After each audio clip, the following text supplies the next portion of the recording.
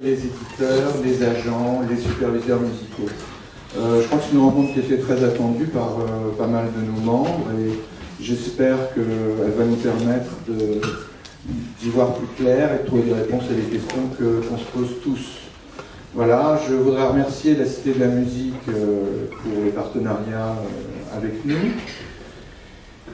Et je voudrais aussi vous dire que le 28, nous organisons une rencontre à l'Institut culturel italien avec Dino Crivelli, qui sera la première d'un cycle que nous faisons en partenariat avec l'Institut culturel italien sur la musique originale italienne et les grands compositeurs italiens. On vous ménage quelques surprises pour la rentrée. C'est juste le 29, pas le 28. C'est le 29, voilà. Je savais bien que j'avais fait une erreur à un moment. Donc le 29. Voilà, mais je vous remercie. C'est Benoît qui va, comme d'habitude, animer brillamment cette rencontre. Donc je vais passer le micro à Benoît. Je vous remercie tous d'être venus. Cette rencontre à la Cité des Arts, consacrée à des métiers méconnus et nouveaux, que sont les... Alors les agents sont plus anciens évidemment, mais il y a aussi des superviseurs musicaux et des éditeurs qui travaillent pour le cinéma. Alors, je vais commencer par appeler Marie Sabat, qui est donc agent, et son organisme s'appelle Film Musique Service. Voilà, on peut l'applaudir.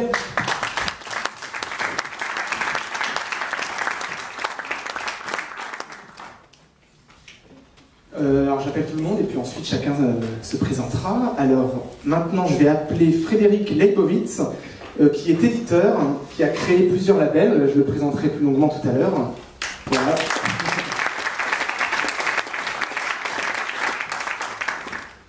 Un autre éditeur, Eric Debeg, chez Crystal Prod, qui est là.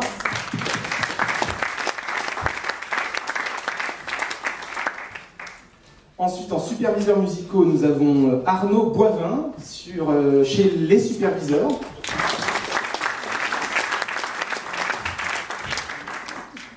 Autre superviseur musical, Thomas Jamois, de chez Criminol. Et pour terminer, évidemment, et apporter le point de vue des musiciens, nous avons Selma Mutal, qui est compositrice de films. Donc l'autre éditeur présent ici est Eric Debeg, créateur de Crystal Prod, label indépendant. Quand on dit indépendant, c'est, j'imagine, indépendant des autres éditeurs ou des majors, indépendant aussi des compositeurs peut-être, ou des éditeurs il n'y a pas d'artistes, j'imagine, privilégiés. Voilà, comment vous définiriez votre édition? Alors déjà, il y a plusieurs choses. Il y a un label qui s'appelle Crystal Records, qui est donc indépendant. Donc l'indépendance, ça se détermine plutôt par le fait de ne pas être lié à une major, donc être autonome, indépendant. Donc voilà, je pense que Frédéric aujourd'hui aussi est un indépendant. Voilà, et il a toujours été indépendant. Donc il a toujours fait ce qu'il voulait, c'est clair. Donc voilà, en tout cas, indépendant, c'est pour moi, enfin la terminologie dans notre profession, c'est de ne pas être attaché à une major, donc d'avoir une société en propre. Donc après, il y a une société d'édition qui s'appelle Crystal Publishing. Donc après, je ne vais pas reprendre le rôle de l'éditeur, puisque Frédéric l'a très bien expliqué. Je dirais qu'après, les divergences qu'il peut y avoir d'un éditeur à l'autre, c'est la manière de travailler. On a chacun nos méthodologies, on a chacun nos idées, on a chacun nos réseaux. Et donc je pense qu'on n'a pas forcément la même manière de travailler les œuvres.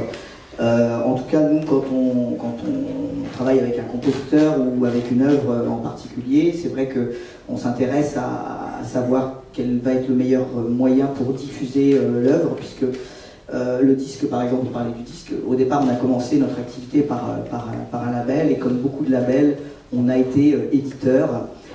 Mais c'était une activité qui ne me convenait pas, parce que éditeur, c'est pas une branche d'un label, mais c'est un métier à part entière. Donc j'ai souhaité vraiment développer cette activité, je m'y suis intéressé de près. Et pour moi aujourd'hui, le label est une des manières, est un outil pour véhiculer une œuvre, puisque l'œuvre elle a plusieurs vies, elle a plusieurs possibilités en tout cas de vie. Le disque en est une, mais pas que. Donc l'image en est une autre. La radio en est une aussi, enfin il y a plein de manières de véhiculer une œuvre. Donc après, nous, notre travail auprès de nos compositeurs, c'est justement de les accompagner sur comment mieux véhiculer l'œuvre. Alors ça peut parfois passer par le biais d'un disque et sortir un disque dans le commerce, mais pas que, ça peut être faire un travail uniquement à l'image, et puis après utiliser le disque comme manière de promouvoir le compositeur pour justement qu'il puisse derrière faire avoir d'autres projets d'écriture et de composition pour des films. Voilà, donc après chacun a sa méthode de travail, et je pense que notre métier est le même à la base, la définition d'un rôle d'éditeur est le même. Après je pense qu'on a chacun notre manière de l'aborder et chacun notre manière de travailler.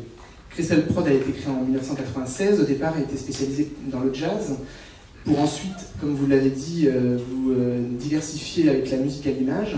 Vous dites nos compositeurs, est-ce que justement, comme pourrait le dire un agent, est-ce qu'il y a une part d'agent chez un éditeur ? Alors, comme je le disais à l'instant, je pense que chaque éditeur travaille différemment, et nous on a une manière un peu atypique de travailler. C'est vrai que moi ce qui m'intéresse dans la collaboration avec un compositeur, c'est vraiment une collaboration étroite comme un agent peut l'avoir, et de travailler avec eux du début du projet et plus encore, c'est pas que autour d'un projet. Maintenant, on n'est pas non plus agent, c'est-à-dire que c'est vrai c'est rare, enfin c'est rare, ça arrive, mais je pense que même pour les agents c'est pas toujours simple. On n'est pas toujours à l'initiative des projets, puisque les compositeurs, surtout de musique à l'image, ont souvent des binômes constitués depuis longtemps avec des réalisateurs ou avec des producteurs. Donc là-dessus, on ne va pas intervenir sur le choix, malheureusement, je dirais des fois, parce que c'est vrai que c'est intéressant de pouvoir être très, très, très en amont. Mais en tout cas, ça nous arrive que nos producteurs avec lesquels on a l'habitude de travailler nous sollicitent en nous demandant quel est le compositeur qui pourrait œuvrer sur tel ou tel projet, notamment quand des réalisateurs ont des habitudes de travail avec certains compositeurs et puis tout d'un coup ils veulent sortir complètement du cadre et faire un projet complètement différent avec une musique complètement différente. Et là en effet ils peuvent nous consulter pour avoir un conseil en amont. Mais après, tout le travail qu'on fait quand je parle de nos compositeurs, c'est que les compositeurs avec lesquels je travaille la plupart du temps n'ont pas forcément d'agent, et qu'on fait vraiment ce travail très très proche ça va jusqu'à la production exécutive du projet, jusqu'à la réalisation du projet, enfin tout le travail que pourrait faire un agent. Malheureusement, pour travailler très très très souvent avec Marie, puisqu'on fait beaucoup de binômes, tous les compositeurs, les agents ne peuvent pas prendre tous les compositeurs, et d'ailleurs s'ils font bien leur travail, c'est parce qu'ils justement ils se concentrent sur quelques-uns, et donc il y a beaucoup de compositeurs qui ne sont pas forcément encadrés, donc nous on essaye de leur donner un peu plus qu'un éditeur lambda. J'avais justement remarqué que vous aviez édité la musique de Christophe Lapinta pour La Chance de ma vie et Eric Neveu pour Itinervis, qui sont deux compositeurs de chez Film Music Service. Alors pour La Chance de ma vie, c'est pas tout à fait vrai, je vais vous contredire un petit peu. On a sorti la BO du film. Sur ce projet-là, on n'a pas édité la musique puisque le producteur était éditeur, producteur audiovisuel. Mais en l'occurrence, très souvent, on a fait d'autres films avec Christophe Lapinta, notamment on a fait Les Hommes de l'ombre, cette série avec Nathalie Baye, et là on est éditeur, et donc on a travaillé avec Marie en binôme. Donc quand c'est comme ça, c'est aussi justement le rôle de l'agent, enfin je ne vais pas parler à sa place, mais qui défend les intérêts de son compositeur et qui va au-delà du budget de la production audiovisuelle chercher d'autres financements ailleurs. Et donc comme on a l'habitude de travailler ensemble et en confiance, voilà, donc qui vient parfois nous solliciter pour rallonger les budgets. Et donc là, dans ces cas-là, on travaille en binôme avec Marie. D'accord. D'autres confusions risquent d'être faites parce que c'est vrai que toutes les lignes ne sont pas forcément claires. Et c'est vrai que parfois on a tendance à penser que quand un disque sort, c'est que le label est éditeur, mais ce qui n'est pas forcément le cas. Même ça ne devrait pas être le cas. Enfin, j'en parle en tant que label, justement. C'est pas une fin. Enfin, l'édition, c'est un métier, d'une part. Faut pas spolier les droits des auteurs, d'autre part. Et c'est pas parce qu'on sort un disque qu'on doit forcément être éditeur. Voilà, après, on ne va pas rentrer dans ces polémiques, j'ai fait la même chose, donc j'en parle en connaissance de cause. Quand j'ai commencé mon activité, moi je suis autodidacte, donc je ne connaissais pas le métier, puis j'ai regardé ce que faisaient les copains, et puis j'ai vu qu'ils faisaient comme ça, donc j'ai fait comme eux, et puis j'ai édité tous les albums au départ que j'ai produits, mais je ne faisais pas un métier d'éditeur, j'éditais les disques sous prétexte que je les faisais passer à la radio, donc que j'allais générer des droits et donc que j'allais récupérer des droits. Mais c'est pas ça le rôle d'un éditeur. Et j'ai vraiment souhaité développer cette activité parce que d'abord, parce que je m'intéresse aux compositeurs, je m'intéresse au travail qui est fait. C'est quelque chose qui me passionne. Et puis c'est un vrai métier et qu'il faut le faire consciencieusement. Donc non, un producteur discographique est un producteur discographique et un éditeur est un éditeur. Après, on peut avoir plusieurs casquettes, mais ça veut dire encore qu'il faut avoir vraiment plusieurs activités. Dans notre structure, on a bien deux activités distinctes. On a des gens qui ne sont pas du tout les mêmes sur une activité discographique que sur l'activité éditoriale.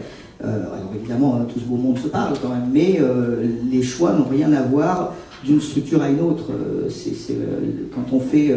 le label aujourd'hui est un outil qui peut être au service de l'édition, mais qui peut être aussi indépendant et autonome. On peut très bien avoir, vous parliez de jazz tout à l'heure, un artiste de jazz qui vient nous solliciter pour produire son disque, ce qu'on va faire si ce produit nous intéresse, mais c'est pas pour autant qu'on va être éditeur, et on va pouvoir être éditeur de projets et pour lequel on fera pas forcément de disque. Voilà, donc c'est vraiment deux activités séparées. Très bien, merci.